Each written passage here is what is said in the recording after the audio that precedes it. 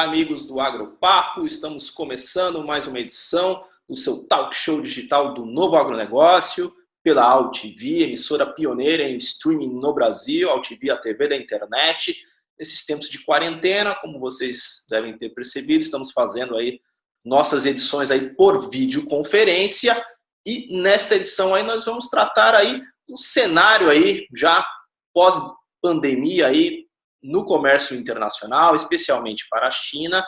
Mas para poder falar com propriedade aí sobre este assunto, eu tenho a grande satisfação aqui de receber o diretor da consultoria Inovásia, Felipe Smoginski, que vai falar justamente sobre um estudo que a consultoria desenvolveu sobre como pode ficar aí o cenário pós-pandemia na economia chinesa e os seus impactos aí para o agronegócio brasileiro. Felipe, satisfação contar contigo aqui no Agropapo, meu caro. Obrigado pela oportunidade, Ronaldo. Um prazer poder conversar um pouco aí sobre a China e o relatório que a gente acabou de produzir. Muito bem. Até nesse começo, eu gostaria que você pudesse dar um breve perfil aí da Inovásia, como é que é a estrutura aí da consultoria, quanto tempo ela já está operando, por favor. Na verdade, eu, pessoalmente, tenho uma história antiga com a China em particular. Eu era molequinho, assim, 12 anos, 11 anos de idade, nos anos 90, quando o governo Collor abre a economia. Meu pai foi pioneiro das importações, e aí as importações já aconteciam naquela época da China. Foi quando eu tive meu primeiro contato ali com os chineses. Depois fui trabalhar em empresas chinesas, viajar para a China e tal. Fiquei 5 anos numa empresa de tecnologia da China chamada Baidu. E a Inovásia existe há 3 anos, é uma empresa dedicada a auxiliar a companhias brasileiras que querem entender melhor o fenômeno econômico chinês, obter investimentos na China, estudar casos de inovação que vem acontecendo lá. Muitas pessoas reconhecem a China ou têm uma imagem consolidada de um lugar onde se produz produtos de baixo custo e de baixa qualidade. Isso não é uma mentira, mas é um fato que ficou para trás, né? Uhum. Cada vez mais você tem uso intensivo de inteligência artificial, lojas autônomas, carros autônomos, tecnologias sofisticadas.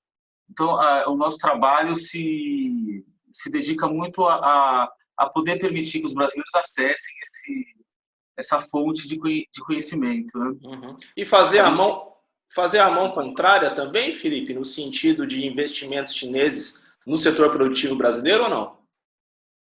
Sem dúvida, também a gente tem atuado para atrair investimentos chineses que querem vir para o Brasil. O nosso trabalho principal ele é muito focado no recorte da indústria de tecnologia e internet. Nesse momento específico em que o mundo está vivendo uma pandemia, ele começou na China. A gente decidiu fazer um estudo mais amplo, a gente fez com parcerias com universidades e com pesquisadores lá na China, e ampliamos o escopo. A gente cobriu áreas como mineração, consumo de petróleo e também o consumo de commodities agrícolas, soja, carne, etc. Você certamente sabe, a China é o nosso principal parceiro comercial. O agronegócio, ele mais um ano, aliás, esse ano de novo vai sustentar a economia brasileira, né? A China é um parceiro absolutamente estratégico. Então a gente quis fazer um trabalho amplo de análise, de tentar entender. Bom, a China vai desacelerar, porque o mundo todo vai desacelerar, vai crescer menos, as pessoas estão trabalhando menos, ficaram um trimestre trancado em casa, a gente que vai estar entrando já quase na quarta, quinta semana, depende da região do Brasil, com menor atividade econômica. Como é que isso impacta o nosso dia a dia, os diferentes setores da nossa economia? Então, a gente procurou medir isso também, e também para o setor agro, né, com a expectativa de compra desses produtos, a demanda por esses produtos na China, que é o principal mercado consumidor externo para o produto brasileiro, né? Bacana. E no levantamento aí de vocês, nesse recorte aí para os produtos agrícolas, especialmente aí dos embarques brasileiros para o mercado chinês, o que vocês puderam identificar? Veja, o que nós percebemos é que, assim, de fato, houve uma ruptura grave na cadeia produtiva da China. você percebe, e o Brasil tem vivido muito essa discussão, que há sempre uma contradição entre aqueles que defendem um isolamento mais radical, e isto é bom para a saúde, e aqueles que defendem um isolamento menos radical. Isso é melhor para a economia, né? No caso chinês, eles optaram pelo isolamento mais profundo e radical. A província de Hubei, onde fica a cidade de Wuhan, epicentro, foi liberada ontem. Ontem começaram a circular, liberaram aeroportos para voltar a funcionar. Foi um período prolongado de mais de 60 dias, todo mundo dentro de casa, muitas fábricas fechadas. Então, o impacto econômico ele é muito forte no curto prazo. No entanto, você consegue superar uma vez que você supera o problema de saúde, você consegue retomar com grande força. Esse foi o método feito lá. O impacto para várias indústrias foi gigantesco. Por exemplo, a indústria de componentes eletrônicos aqui no Brasil está difícil conseguir componentes da China e tal. Agora, o setor agro, ele é um setor em que não houve registro de queda nos pedidos e encomendas feitas no Brasil. Ele continuou mantendo ritmo. Houve algumas discussões, houve algumas interrupções ali no processo, que deveram-se mais a características logísticas. Por exemplo, você tinha caminhoneiros que buscavam importações que chegam no porto de Shenzhen, de Hong Kong, de Xangai, de Qingdao, que tinham que levar essas mercadorias para o interior do país. Eles estavam se recusando a ir buscar mercadoria, porque se ele sai de casa, vai buscar mercadoria e volta, a lei o obrigava depois a ficar 14 dias em isolamento, 14 dias sem poder sair de casa e tal. E como todo mundo está percebendo, é muito chato ficar trancado em casa, né? Então, você teve alguns momentos ali em que, por questões de interrupção logística, houve um menor consumo do produto agro. No entanto, a cadeia de alimentos foi uma das poucas não afetadas. E as perspectivas de todo mundo que nós entrevistamos é que as encomendas continuem em nível normal. Elas não devem se acelerar, inclusive porque há, de certa forma, algum grau de queda na renda média do trabalhador chinês, mas é um setor que deve ser preservado do grave impacto que outros segmentos sofrerão com essa crise, né? Tem um fato curioso em relação ao mercado chinês, que a gente notou com esse estudo, é que grande parte sobretudo da carne brasileira que é exportada para a China, ela chega na China, eventualmente in natura, e lá ela é beneficiada, lá ela é industrializada. E ela é muito consumida em restaurantes, como se fosse uma espécie de um produto premium, que você não tem no dia a dia na sua casa, você vai para um lugar especial, etc. E quando você vai ao supermercado fazer compra, aí as carnes mais comuns a serem ofertadas são carnes australianas, por exemplo. A Austrália tem uma vantagem logística, porque ela é muito mais próxima da China, né? Então, isso foi uma desvantagem para a proteína brasileira, porque as indústrias estiveram fechadas, né? No entanto, os pedidos se mantiveram iguais. A gente atribui isso ao fato de que, na dúvida, os compradores, os importadores preferiram se proteger do temor de desabastecimento, né? Então, eles abriram, digamos assim, na economia de modo geral, não de comprar qualquer outra coisa, mas assumiram os riscos necessários para a compra de alimentos, assim, evitando qualquer risco de desabastecimento, né? O que foi bom para o negócio brasileiro. Agora, você citou um ponto interessante aí. A carne brasileira, de algum modo, ela chega com marca lá no mercado chinês ou não? Ou isso ainda não acontece? Ela chega até o porto só, vamos dizer assim, entre aspas. Isso. Esse talvez seja um ponto de atenção, um ponto a ser observado e que pode ser desenvolvido. Ela não chega com marca na China, você não tem marcas brasileiras. Por exemplo, a carne brasileira, o churrasco brasileiro, esses são reconhecidos. Assim. Você tem esse fenômeno do rodízio, por exemplo, você tem em Xangai, ou mesmo em Pequim, você tem churrascarias, é uma grife, assim, vamos a uma churrascaria brasileira, né? Muitos chineses, quando vêm ao Brasil, uma das coisas que eles querem fazer é ir conhecer um rodízio, visitar uma churrascaria. E eles não têm o hábito de comer carne em grande quantidade, muitos, inclusive, depois sentem até o desconforto depois de visitar uma churrascaria aqui e tal. Ela tem essa boa fama de ser um produto de boa qualidade, saboroso, mas ainda não há um marketing desenvolvido por conta das empresas brasileiras. O que não acontece com os australianos, né? A carne australiana, ou mesmo a carne dos Estados Unidos, ela chega com marca, com mais promoção, com mais marketing, e consegue eventualmente até obter um maior valor agregado na venda nas gôndolas, né? O produto brasileiro ele tem ido muito para redes de restaurantes. Quando você vai no restaurante, você come o prato feito, você não pergunta de onde veio esse creme de leite, qual é a marca dessa carne, né? Isso colocou o Brasil numa posição de fragilidade, né? Porque com o fechamento das indústrias e dos restaurantes, isso poderia ter representado uma perda significativa, né? Pelo menos esse primeiro trimestre do ano. De certa forma, para a nossa sorte, o temor puxa, não podemos deixar faltar alimento de jeito nenhum, impediu que pedidos fossem cancelados. Há um outro fator que deve ser levado em conta, que, de certa forma, protegeu a indústria brasileira de proteína, que foi a gripe suína africana, que afetou fortemente ali o rebanho, a suinaria chinesa no final do ano passado, né? Você teve um abate em massa de porcos, e esse tipo de carne, portanto, está em falta no mercado local. Então, eles procuraram repor com outros tipos de proteína e de outras origens, né? Você acredita que esse o plantel, enfim, de suínos aí na China foi praticamente dizimado, vamos dizer, né?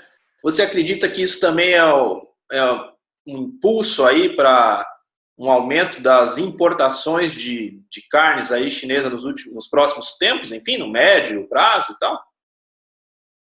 Sim, eu acredito. Há vários especialistas, a gente conversou até com alguns produtores, donos de fazenda tem uma província chamada Shandong, que fica assim entre Pequim e Xangai, ali onde é uma região que se produz muita carne de porco. Eles estimam que eles precisam de pelo menos 2 anos para retomar o ritmo normal de produção. Essas estimativas foram feitas antes do efeito da pandemia. Como tudo ficou mais difícil de ser resolvido durante a pandemia, talvez isso até se prolongue um pouco mais, né? Então, nesse espaço de 2 anos, obviamente, uma proteína estrangeira ocupará esse espaço, né? Aqui no Brasil houve até uma espécie de inflação da carne no final do passado. Sim, tivemos. Por causa da demanda chinesa, né? E essa questão aí da guerra comercial aí, enfim, China, Estados Unidos, um primeiro pré-acordo, como é que você observa isso? A guerra comercial, ela é um ponto de atenção. O que todos os especialistas têm apontado é que os produtos brasileiros eles são mais competitivos que os americanos. Então, tipo, o grão da nossa soja, quando você esmaga, ele é melhor, ele contém mais proteína. O custo da nossa carne de frango é mais baixo, da nossa carne de vaca, de porco, etc., né? Então, em termos estritamente econômicos, o produtor brasileiro ele tem uma vantagem, em que pese as deficiências estruturais de transporte dos centros produtores, do Goiás, Mato Grosso, até as regiões portuárias do Brasil, etc. No entanto, há fatores políticos que podem exercer um peso muito grande, né? A China tem um superávit comercial muito forte com os Estados Unidos. O governo americano tem feito uma pressão enorme para diminuir esse superávit. Uma das formas da China conseguir oferecer uma contrapartida é comprar mais produtos americanos, né? Há, de certa forma, algum fator, algum ruído político, que são também algumas declarações de autoridades brasileiras, eventualmente hostis à China, que no começo a China vinha ignorando, não fazia nenhuma manifestação a respeito, mas de uns tempos para cá ela passou a se posicionar. Para quem conhece o estilo da diplomacia chinesa, isso é muito significativo. A diplomacia chinesa, a gente pode dizer que ela é agnóstica. Assim. Ela não importa se o governo com quem ela está conversando é democrático, é autoritário, é de esquerda, de direita, ela tem um objetivo de fazer negócios, ela não se intromete na política interna, ela respeita os outros países do mundo e foi até criticada por isso muitas vezes, por apoiar projetos de infraestrutura, exploração de petróleo em parcerias na África com governos que eram acusados de abuso dos direitos humanos, etc. Mas ela não é uma política histórica de décadas dela, assim, de não fazer isso, de não fazer manifestações. Para ela fazer manifestações, demonstra que há um grau de irritação maior. Eles chegaram até a fazer algumas sinalizações de que isso poderia interferir no comércio, né?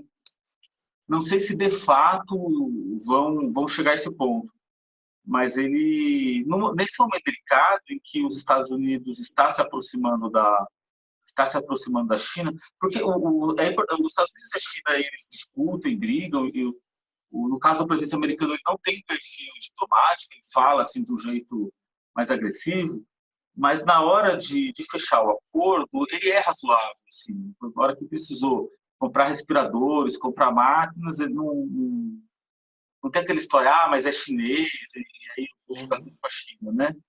Eu vou lá, quanto vamos comprar.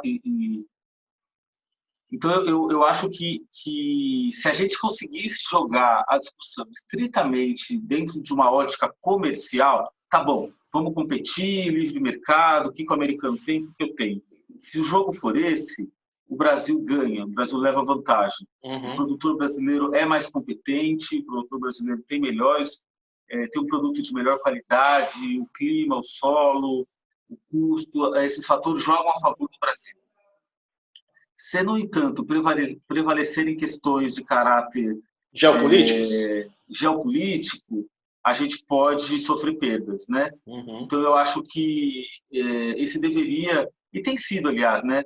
Eu acho que os líderes do agronegócio têm feito a imprensa tem noticiado alguma pressão desses líderes em cima do governo brasileiro para que amenize declarações, né? E que busque um caminho intermediário, né? Eu queria aproveitar, a gente está caminhando para o desfecho aqui da nossa entrevista, que você pudesse contar, usando, obviamente, toda a tua vivência, experiência aí com a China, com o mercado chinês, qual que é a dica justamente para o empresário brasileiro que quer ingressar no mercado chinês? Quais são, vamos dizer assim, não diria os truques, mas quais são as recomendações para se construir uma boa relação, uma boa aliança? Olha, eu acho que o primeiro passo, o mais importante, é você conhecer a China, você fazer uma viagem à China, visitar supermercado, se possível visitar um centro de produção, conhecer os distribuidores. Esse é o primeiro ponto. O segundo ponto é identificar um parceiro local. Conhecer um parceiro um parceiro chinês, para quem não tem experiência anterior, que possa te ajudar nesse processo. Terceiro ponto é começar pequeno, assim, você fazer um investimento pequeno, para que você possa, a partir dele, ter um aprendizado e depois dar passos maiores. há um aspecto muito interessante na relação comercial com os chineses, que a cultura chinesa tende a valorizar muito a construção de relações de confiança. Então, isso, no primeiro momento, pode ser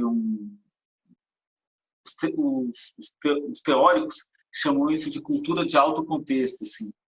No primeiro momento, isso pode ser um obstáculo, porque você precisa desenvolver um relacionamento, etc. Mas, num segundo momento, que está estabelecida a relação de confiança, você perde aquele contato comercial com mais dificuldade. Ele não te troca tão facilmente, porque para te substituir, ele precisa que outra pessoa desenvolva uma relação de confiança com ele. Então, há signos de negociação, de conversa, assim, muito específicos. Mas eu acho que talvez o principal fator é a gente ter essa consciência de que a China é um mercado estratégico, é um mercado importante e que vale a pena se dedicar e estudar, a compreender a China, né?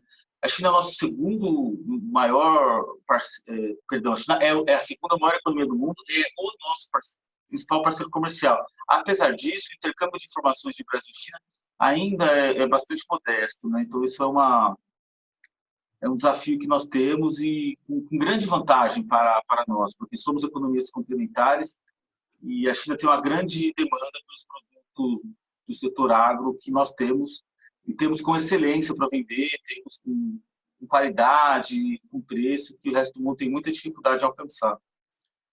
Olha, Felipe, quero uma vez mais agradecer a participação aqui no Agropapo, foi uma excelente entrevista e quero pedir a gentileza de você poder deixar os contatos, quais se você quiser aí da Inovásia, para quem quiser mais informações, por favor.